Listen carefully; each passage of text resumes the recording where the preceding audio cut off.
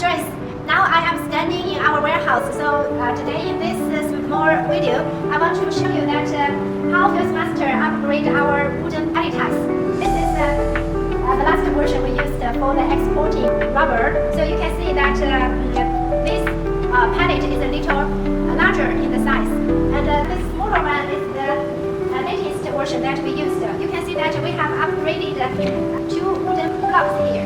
So this can make the pallet more strong and more stable. And also you will see that the size now is a little smaller.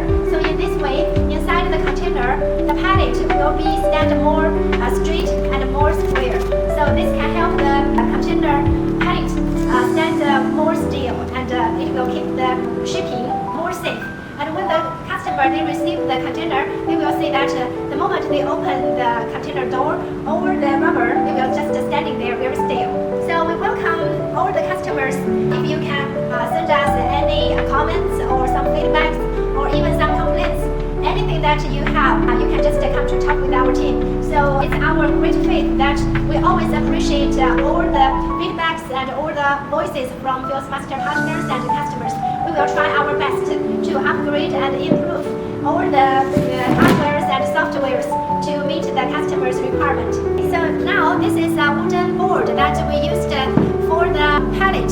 You know, when loading into the container, there are 2 layers of the EPDM. To keep the shape more strong and stable, we will use one wooden board like this, bottom layer of the EPDM pallet. And you can see that this wooden board is very strong. It can help to keep the pallet from just falling down or just break. So you will see that every detail FieldsMaster is doing very well to keep our shipping very safe. Be sure that the cargoes can be delivered to our customer safely and smoothly.